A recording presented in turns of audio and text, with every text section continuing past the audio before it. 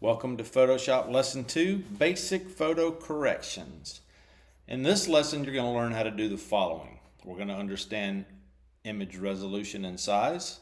We'll view and access files in Adobe Bridge. We'll straighten and crop an image, adjust the tonal range of an image, use the spot healing brush tool to repair part of an image, use the content aware patch tool to remove or replace objects, use the clone stamp tool to touch up areas.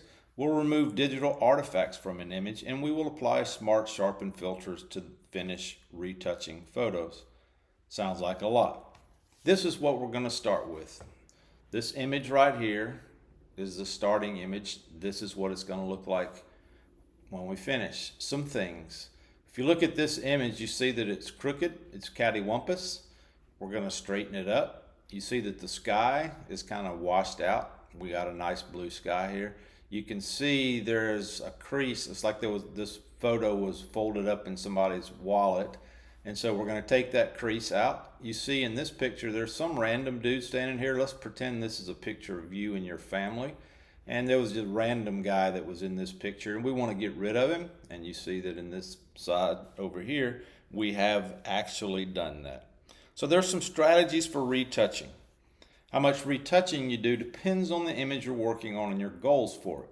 For many images, you may need to only adjust its lightness or color to repair a minor blemish. For others, you may need to perform several tasks and employ more advanced tools and techniques.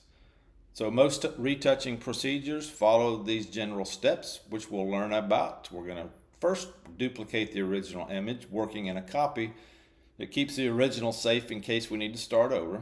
We'll ensure the resolution is appropriate for the way you use the image.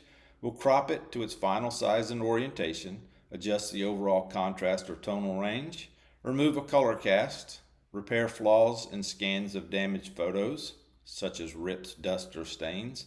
We'll adjust the color and tone in specific parts of an image to bring out highlights, midtones, shadows, and desaturated colors, and then we will sharpen the image. The decisions you make for retouching an image depend in part on how you're going to use it. For example, if an image is intended for black and white publication on newsprint, you might make different cropping and sharpening choices than if the image is intended for a full colored web page. Photoshop supports RGB, which is red, green, and blue, color mode for web and mobile device authoring and desktop photo printing, CMYK, anybody know what those letters stand for? Cyan, magenta, yellow, and black. Color mode for preparing an image for printing using process colors. Grayscale mode for black and white printing, and other color modes for more specialized purposes. You can also use Photoshop to adjust image pixel dimensions or resolution. In general, plan to do most edits on a new full resolution, high quality original image, and then for specific uses such as print or the web, make copies adjusted for the special requirements for each of these medias. The stuff I just talked about there, you will see on a quiz. So, resolution and image size. When you edit an image for a specific use, you need to make sure the image contains an appropriate number of pixels. The pixels are those small squares that describe an image and establish the degree of detail it contains. If you remember on the last lesson that we did when we zoomed in on the rows, we could see these little squares. Those are actually your pixels. You can work this out from the pixel dimensions or the number of pixels along an image's width and height. When you multiply an image's width by its height in pixels, you'll find out how many pixels are in the image. For example, a 1000 by 1000 pixel image has 1 million pixels, which is 1 megapixel. 2000 by 2000 pixel image has 4 million pixels. Pixel dimensions affect file size and upload-download time. In Photoshop, resolution means the number of pixels per unit of a physical length, such as pixels per inch, which is PPI. So what I just talked about right there, you will see on a quiz as well. If you haven't already, go ahead and open up Photoshop, and you see that yours should look something like this. Of course, you don't have all the stuff that I do.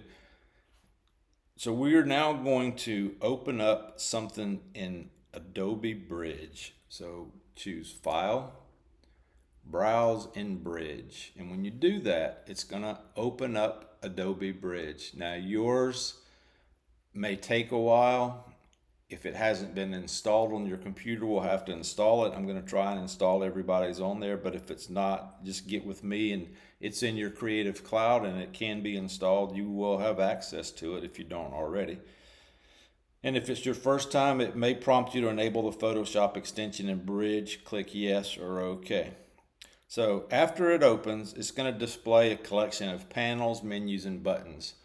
You're going to, over here, I had to go to you can see, if you go across computer, Macintosh, users, Randy Perzine, Libel, cloud storage, OneDrive. So mine was in my OneDrive, and then I have a Photoshop 2023 folder. And then here's my lessons folder. Here's where everything is. So select on that lesson folder.